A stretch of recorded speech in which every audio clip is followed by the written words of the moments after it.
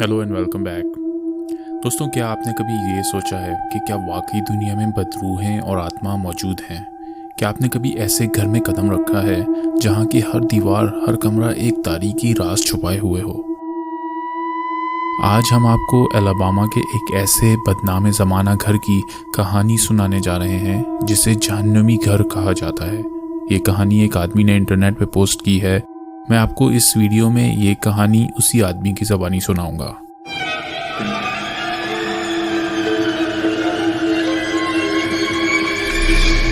ये घर अलाबामा के एक दूर दराज इलाके में है जो काफ़ी पुरस्कार और खौफनाक लगता है। वो सर्दियों की एक लंबी रात थी। मैं अपने कमरे में गहरी नींद सो रहा था कि अचानक मेरी आंख खुल गई। मैं थोड़ी देर तो बिस्तर पर करवटें बदलता रहा, लेकिन नींद शायद कोसों दूर जा चुकी थी। सब घर वाले अपने अपने कमरों में सो रहे थे। मैं आहिस्ता से उठकर बाथरूम चला गया। यहाँ घर लकड़ी के बने हुए होते हैं।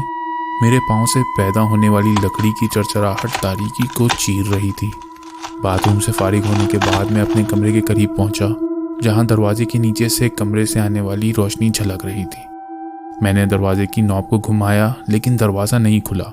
ऐसा लगा जैसे कोई दरवाजे के पीछे खड़ा है। मैं पहले ये समझा कि शायद मेरा भाई शरारत कर रहा है। फितरी तौर पर मैंने दरवाजे के सुराख से कमरे में झांका ताकि देख सकूं कि दरवाजे को कौन रोके हुए है। मुझे कमरे में कोई दिखाई नहीं दिया। कमरा मुकम्मल तौर पर खाली था। मैंने दरवाजे पर दोबारा जोर दिया और इस दफ़ा वो चरचराहट के साथ खुल दिया। जैसे ही मैं अंदर दाखिल हुआ, मेरी सांसें रुक गईं। कमरे के कोने में अलमारी के पास एक बहुत लंबा आदमी खड़ा था। वो मुकम्मल तौर पर स्याह लिबास में मलबूस था। उसका चेहरा नहीं था, उसके चेहरे की जगह एक खला थी। उसकी तरफ देखते ही मेरी आंखें दहशत से फट गईं और मुझे ऐसा लगा जैसे मेरे जिस्म का खून जम गया हो। मैं बहुत खौफजदा हो गया था। देखते ही देखते वो आदमी अचानक गायब हो गया। उसके गायब होते ही मैं घुटनों के बल गिर गया और बेकाबू होकर चिल्ला चिल्ला कर रोने लगा। घर वाले मेरी आवाज़ सुनकर मेरे कमरे में आ गए और मेरी जान में जान आई। मैं आज तक वो रात नहीं भूल पाया। क्या वो कोई बदरूह थी? क्यों उसने मुझे अपने होने का एहसास दिलाया? मुझे इन सवालों के जवाब आज तक नहीं मिल सके। ऐसा ही दूसरा वाकया इसी घर में मेरे भाई के साथ हुआ। मेरा भाई दूसरे कमरे में सो रहा था और ये घर का सबसे छोटा कमरा था। ये कमरा सर्द और तारीक था, जिसकी दीवारों पर नमी और बोसीदगी के निशान थे। दरवाजे के करीब छोटे वेंट थे जो काफ़ी अरसे से काम नहीं कर रहे थे। वेंट की ग्रिल पर मकड़ी के जाले जमे हुए थे, जैसे वहां सालों से कोई ना आया हो। एक रात मेरे भाई को अचानक वेंट से दस्तक और सरगोशियों की आवाज़ों ने जगा दिया। ये आवाज़ें ऐसी थीं जैसे कोई पुरानी मुर्दा ज़बान में बात कर रहा हो। इसकी आंखें खौफ से खुल गईं और उसने सांस रोके वेंट की तरफ देखा। आवाज़ें कुछ मिनट तक चलती रहीं और फिर अचानक खामोशी छा गई। फिर वेंट के अंदर से उसे दो सुर्ख चमकती हुई आंखें घूरती हुई नजर आईं। ये आंखें किसी भेड़िए की तरह की थीं जो मुसलसल मेरे भाई को घूर रही थीं। अचानक वेंट से किसी ने उसका नाम पुकारा। मेरे भाई की हिम्मत जवाब दे गई और उसने आंखें बंद कर लीं और दुआ करते हुए कि ये सब कुछ सिर्फ एक ख्वाब हो, वो अपने बिस्तर पर लेटा रहा।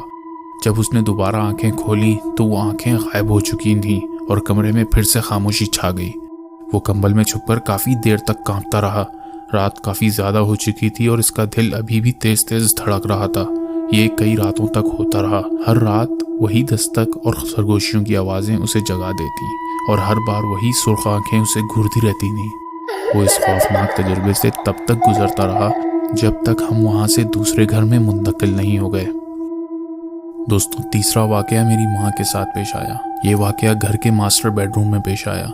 ये रात का वक्त था और हमने अभी नए घर में शिफ्ट किया था। हर चीज़ में एक अजीब सी खामोशी थी। मेरी माँ बहुत गहरी नींद सो रही थी, लेकिन अचानक एक मध्यम सी आवाज़ सुनकर जाग गई। ये आवाज़ ऐसी थी जैसे कोई पुरानी लकड़ी के फर्श पर चल रहा हो। जब उसने आंखें खोली तो उसे अपने बिस्तर के करीब एक औरत नजर आई। वो एक पुराने ज़माने के लिबास में मलबूस थी। उसकी आंखें खाली और उसके चेहरे पर कोई तासुर नहीं था। मेरी माँ को ऐसा महसूस हुआ जैसे बिस्तर पानी में डूबा हुआ हो। मेरी माँ में हरकत करने की भी हिम्मत नहीं रही। उसका जिस्म जैसे मफलूज हो गया था।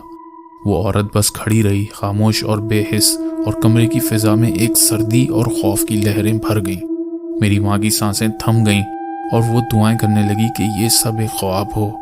कुछ देर बाद वो औरत गायब हो गई और मेरी माँ पूरी रात खौफ के आलम में अपने बिस्तर पर लेटी रही। एक और वाकया मेरे भाई के साथ इसी घर में वाक़ हुआ। ये चंद साल पहले की बात है, जब मेरी खाला अभी अभी इस घर में रहती थी। ये वो वक्त था जब हमने हादसाती तौर पर घर की बदबू को नाराज कर दिया। हुआ कुछ यूं कि मेरा भाई लिविंग रूम में खेल रहा था। रात का वक्त था और कमरे की रोशनी मध्यम थी। खेलते खेलते मेरे भाई ने एक हैवला सा देखा जो अंधेरे में खड़ा था। ये सोचकर कि वो हमारी माँ है, वो बेफिक्री से उसकी तरफ बढ़ा, लेकिन जैसे ही उसने ऊपर देखा उसकी आंखें खौफ से फट गईं। वो वही औरत थी जो पुराने ज़माने के लिबास में थी। इसका चेहरा बेतासीर और आंखें खाली थीं। मेरा भाई जोर से चीखा और चीख चीख कर रोने लगा। उसे महसूस हुआ जैसे कोई नादीदा ताकत उसे कुचल रही हो और इसके सीने पर भारी बोझ डाल रही हो। उसने खौफ और दर्द से चीखना शुरू कर दिया और हमारी खाला को पुकारा। जब मैं और मेरी खाला नीचे पहुंचे तो वो औरत गायब हो चुकी थी, लेकिन मेरा भाई थर थर कांप रहा था। इन वाक़यात के अलावा भी बहुत सी दफ़ा ऐसी अजीबोगरीब चीज़ें हुई जिनका आज तक कोई जवाब नहीं मिल सका। मुझे मालूम नहीं कि इस वक्त इस मनहूस घर में कोई रहता है या नहीं। अगर आपका दिल मजबूत है और आप खौफ से भरे मनाजिर का सामना करने की हिम्मत रखते हैं तो ही इस दरवाजे को अबूर करें। लेकिन अगर ये घर इस वक्त खाली है और आपको पिछले मालिक या जो भी इस वक्त इसे बेच रहा है इससे इजाज़त मिल जाती है तो आप इसका दौरा ज़रूर करें।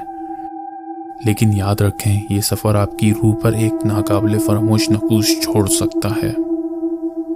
याद रखें, हर कहानी का एक सबक होता है और जहन्नुमी घर की कहानी का सबक ये है कि बाज़ औक़ात कुछ दरवाजे खोलने से बेहतर है कि इन्हें बंद ही रहने देना चाहिए। तो दोस्तों, ये थी हमारी आज की कहानी। अगर आपको हमारी ये वीडियो पसंद आई तो लाइक करें, इसे शेयर करें और सब्सक्राइब करना ना भूलें। और कमेंट्स में बताएं कि आपकी सबसे खौफनाक कहानी कौन सी थी, ताकि हम उसे अपने चैनल पर शेयर कर सकें। शुक्रिया।